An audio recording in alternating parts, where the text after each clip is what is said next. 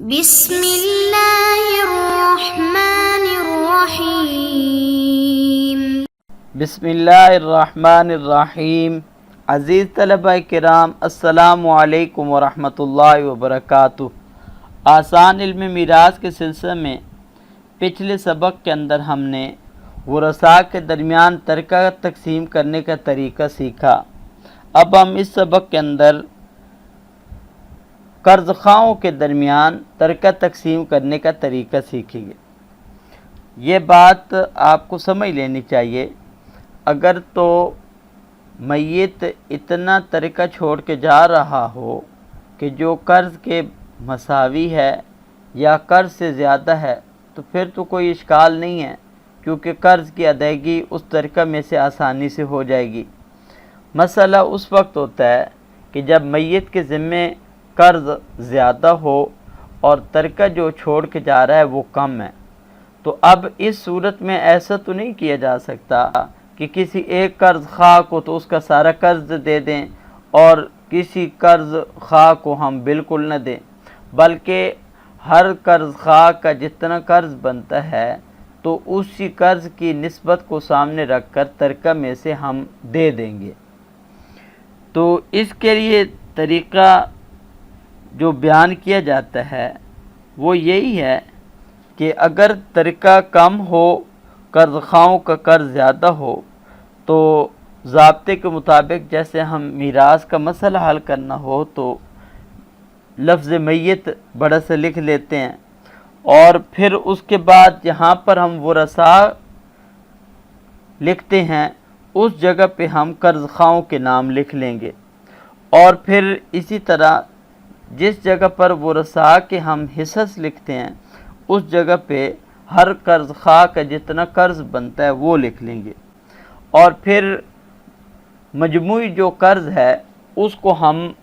تصحیح مسئلہ اور اصل مسئلہ کی جگہ رکھ لیں گے، اور پھر اس کے بعد میت کا جو ترکہ ہے اس کے اور اسی طرح اس کے جو مجموعی قرض ہے ان کے درمیان نسبت دیکھ لیں گے۔ اگر تو نسبت تباین کی ہوگی تو پھر ہم ہر قرض خواہ کے حصے کو لے کر ترکہ کے ساتھ ضرب دیں گے اور مجموعی قرض کے اوپر تقسیم کر دیں گے، تو جو ہمیں خارج قسمت حاصل ہوگا یہ خارج قسمت اس قرض خواہ کا ترکہ میں سے حصہ شمار کیا جائے گا۔ اس کی ہم یہاں پہ مثال دیکھتے ہیں کہ یہ مثال جو ہے یہ توافق کے اعتبار سے ہے۔ یہاں پر جی میت کے قرض خواہوں میں دو آدمی ہیں، ایک ہے زید اور ایک ہے عمر۔ زید نے میت سے $10 لینے ہیں اور عمر نے میت سے $5 لینے ہیں، اور جبکہ میت نے ترکہ کے اندر صرف $9 چھوڑے، تو اب 9 کو زید اور عمر کے درمیان ہم کس طرح تقسیم کریں گے؟ تو تقسیم کا طریقہ وہی کریں گے کہ اب ہم ترکہ کے درمیان اور جو مجموعی قرض ہے اس کے درمیان ہم نسبت دیکھتے ہیں، تو وہ نسبت وہ توافق بالثلث کی ہے، تو توافق کی نسبت ہے، تو اب ہم دونوں کا وفق لے لیں گے، تو 3 بار 9 ہوتا ہے، تو یہ ترکہ کا وفق 3 آ جائے گا، اور مجموعی قرض وہ 15 ہے تو اس کا توافق 5 بار 15 ہوتا ہے، تو وہ 5 آ جائے گا۔ اب ہم زید کا جو حصہ ہے وہ 10 ہے، یعنی اس نے جو میت سے قرض لینا، 10 کو ترکہ کے وفق 3 سے ضرب دیں گے تو 10 3 بار 30 ہو جائے گا، تو 30 جو کہ حاصل ضرب ہے اس کو 5 جو کہ مجموعی قرض کا وفق ہے اس پر تقسیم کر دیں گے، تو جب ہم نے 30 کو 5 پر تقسیم کیا تو 5 6 بار 30، تو زید کا جو ترکہ میں سے حصہ نکلے گا وہ $6 ہوں گے۔ اب اور عمر کو نے جو قرض لینا تھا وہ 5 ہے، تو 5 کو ہم نے 3 ترکہ کے وفق کے ساتھ ضرب دی تو 15 ہو گیا، پھر 15 کو مجموعی قرض کے وفق پر تقسیم کیا تو 3 آ جائے گا، تو اب عمر کا ترکہ میں سے حصہ 3 ہو جائے گا۔ تو اس طرح کر کے ہم ان دونوں قرض خواہوں کے درمیان ترکہ تقسیم کریں گے۔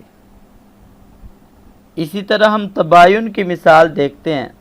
کہ میت کے قرض خواہوں میں بکر اور خالد ہے، بکر نے 10 روپے لینے اور خالد نے 5 روپے لینے ہیں، تو مجموعی قرضہ وہ 15 روپے بنتا ہے، اور ترکے کے اندر جو میت چھوڑ کر گیا ہے وہ 13 ہے، تو اب 13 اور 15 کے درمیان جب ہم نے نسبت دیکھی تو یہ تباین کیا، اور تباین کا قاعدہ یہ ہے کہ ہم ہر قرض خواہ کا جو قرض ہے اس کو ہم کل ترکہ کے اندر ضرب دیں گے، اور پھر جو حاصل ضرب ہوگا اس کو ہم مجموعی قرض کے اوپر تقسیم کر دیں گے۔ تو اب بکر کے 10 ہیں، تو 10 کو 13 کے ساتھ ضرب دی تو وہ ہو گیا 130، 10 ضرب 130 ہو گیا، پھر اس کے بعد اس 130 کو ہم تقسیم کر دیں گے 15 کے اوپر، یعنی مجموعی قرض کے اوپر، تو اس صورت میں ہم کو 8.66 حاصل ہو جائے گا، ٹھیک ہے جی، یا دوسرے لفظوں کے اندر ہم کہہ سکتے ہیں، یعنی کسر عام کے اندر 8/2/3 بھی کہہ سکتے ہیں۔ اسی طرح خالد کا اب جو قرض ہے کل وہ 5 ہے، تو 5 کو ہم 13 کے ساتھ ضرب دیتے ہیں تو 13 5 بار 65 ہو جاتا ہے،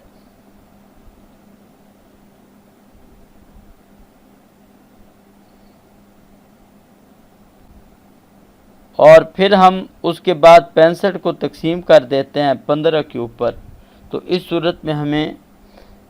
4.33 یہ حاصل ہوگا۔ اس طرح کر کے ہم یہ قرض خواہوں کے درمیان ترکہ تقسیم کر لیں گے۔ دوستو اسی طرح بعض دفعہ ترکہ کے اندر قصور ہوتے ہیں، یعنی کہ ترکہ وہ مکمل اعداد کی شکل میں نہیں ہوتا بلکہ ساتھ میں کسر بھی پائی جاتی ہے، جیسے مثال کے طور پر 25.5 روپے ہو جائیں، یا اسی طرح 25/1/3 ہو جائے، یعنی کہ ساتھ میں کوئی ثلث آ جائے، نصف آ جائے، ربع آ جائے، ثمن آ جائے،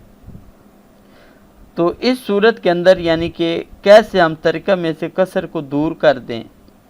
اور آسانی کے ساتھ ہم ترکہ کو تقسیم کر لیں، تو اس کا قاعدہ ضابطہ یہ ہے کہ ہم مسئلے کے اندر جس طرح کا کسر ہوگا تو اسی اعتبار سے ہم ترکہ کو بھی پھیلا دیں گے اور اسی طرح اصل مسئلہ کو بھی پھیلا دیں گے، اور پھر اس کے بعد اسی طرح ہم حل کریں گے کہ جس طرح ہم پہلے مسئلہ حل کرتے ہیں۔ مثال کے طور پر ہمارے سامنے ایک مسئلہ ہے، میت کے ورثاء کے اندر خامند ہے، والدہ ہے، 2 بہنیں، خامند کو ترکے میں سے نصف ملے گا اولاد نہ ہونے کی صورت میں، والدہ کو سدس ملے گا کیونکہ 2 بہنیں موجود ہیں، اور بہنوں کو 2/3 ملے گا۔ یہاں پر مسئلے کی ابتدا 6 سے ہوگی کیونکہ نصف جو ہے وہ سدس کے ساتھ اور 2 ثلث کے ساتھ مل گیا، تو 6 میں سے نصف ہوگا وہ 3 ہوگا، اور 6 کا جو سدس ہے وہ 1 ہوگا، اور 6 کا جو 2 ثلث ہے وہ 4 بنتا ہے۔ تو لیکن جب ہم ان سارے حصص کو اکٹھے کرتے ہیں تو اول آ جاتا ہے اور 8 بن جاتے ہیں، اور یہاں پر ترکہ جو پا جاتا ہے وہ ترکہ 25/1/3 دینار ہے، یعنی کہ گویا کہ 25 مکمل ہے اور ساتھ میں ثلث دینار ہے۔ تو اب ہم 25/1/3 کو اگر تقسیم کریں گے تو کسر کی وجہ سے ہمیں مشکل ہوگی، تو اب ہم طریقہ یہ کریں گے کہ ہم ترکہ کو جنس کسر کے اعتبار سے پھیلا دیں گے. تو کیونکہ کسر میں ثلث پایا جاتا ہے تو اب ہم اس صحیح کسر کو ہم غیر واجب کسر میں تبدیل کر دیں گے. تو 25 کو 3 کے ساتھ ضرب دے دیں گے، 25 3 بار 75، اور اوپر کا جو 1 ہے اس کو اس میں جمع کر دیں گے تو یہ ٹوٹل 76 ہو جائے. اب جو ترکہ 25 سے 1/3 تھا، اب جب ہم نے اس کو پھیلایا تو وہ 76 ہو گیا. اور اسی طرح جو اصل مسئلہ تھا وہ 8 تھا اول کا نا جی،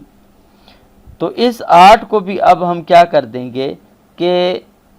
جنس سے کسر کے اعتبار سے پھیلا دیں گے. تو کیونکہ 25 کو ہم نے 3 کے ساتھ ضرب دی تو اس طرح 8 کو بھی 3 کے ساتھ ضرب دیں گے تو اب یہ 24 ہو جائے گا. باقی ہم اب وہی عمل کریں گے کہ جو ہم پہلے کرتے رہے، یعنی کہ 76 اور 24 کے درمیان نسبت دیکھیں گے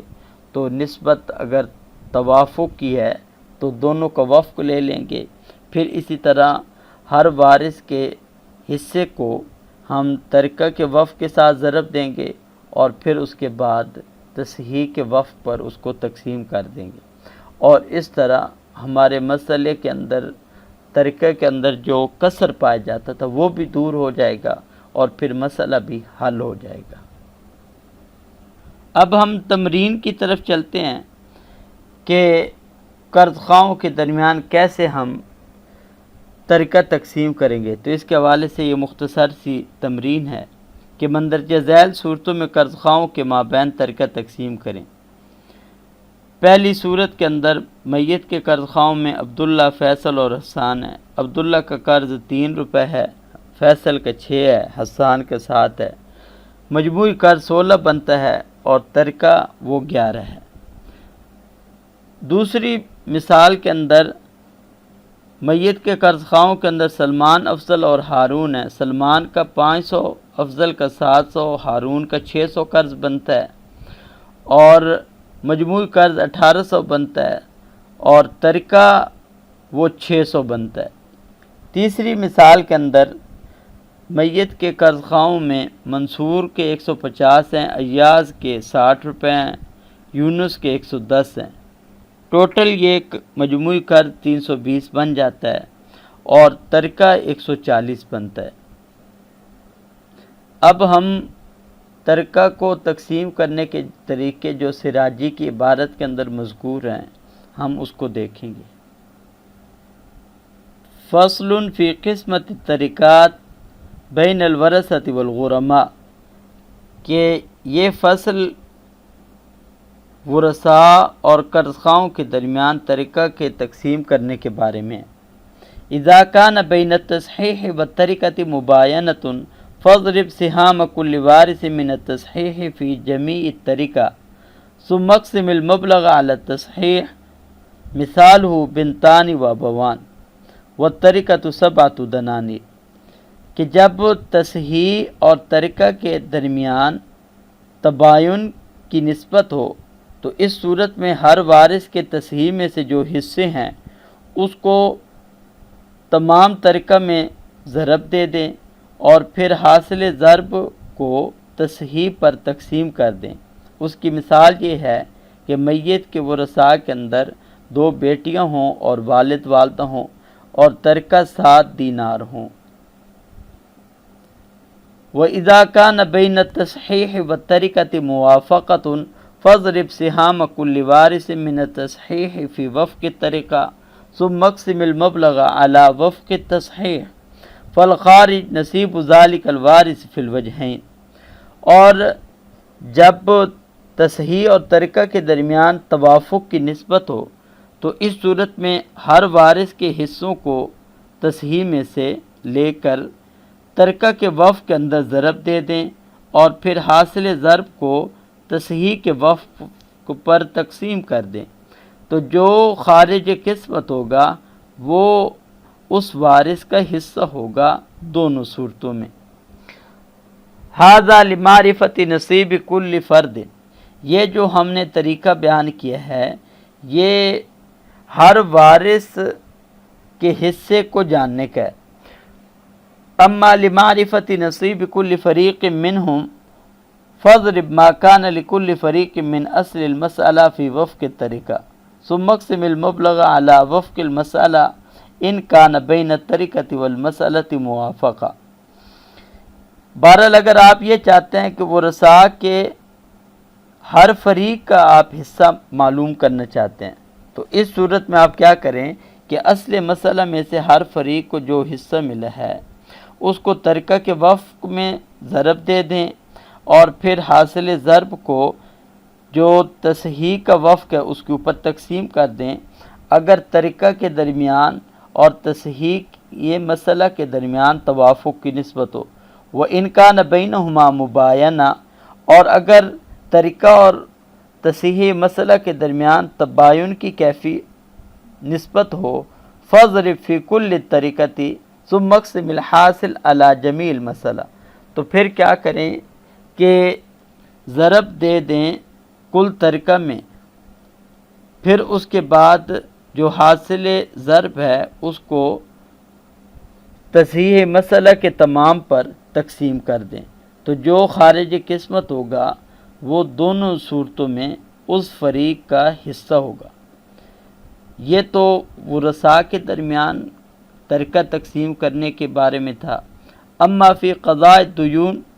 باقی رہ گئے قرضوں کی ادائیگی کی صورت کہ جب کہ کیا ہو کہ دیون زیادہ ہوں اور طریقہ کم ہو، فدین کل غریب بمنزلۃ سہام کل وارث، تو وہی ورثاء والی صورت ہوگی، بس فرق یہ ہوگا کہ ہر قرض خواہ کا جو قرض ہوگا وہ ہر وارث کے حصے کے بمنزلہ ہو جائے گا عمل کے اندر، وہ مجموع دیون بمنزلۃ التصحیح، اور مجموعی قرض جو ہوگا وہ بمنزلہ تصحیح یہ مسئلہ کے ہو جائے گا۔ وَإِنْ كَانَ فِي الطَّرِيقَةِ قُصُورٌ فَابْسِطِ الطَّرِيقَةَ وَالْمَسْأَلَةَ كِلْتَيْهِمَا أي اجعلهما من جنس القسم ثم قدم فيه ما رسمناه، اور اگر طریقے کے اندر قصور پائے جائیں یعنی کہ طریقہ اس کے ساتھ نصف ہو یا ثلث ہو یا اسی طرح ربع ہو، تو اس طرح قصور پائے جائیں تو اس صورت میں آپ کیا کریں کہ طریقہ کو اور مسئلہ دونوں کو پھیلا دیں۔ پھیلانے کا مطلب یہ ہے کہ جس قسم کی کسر ہے تو کسر کی جنس کے اعتبار سے ان کو پھیلا دیں، ثم قدم، اور پھر آگے وہی عمل کریں جو ہم اوپر تحریر کر چکے ہیں۔ والسلام علیکم ورحمۃ اللہ وبرکاتہ۔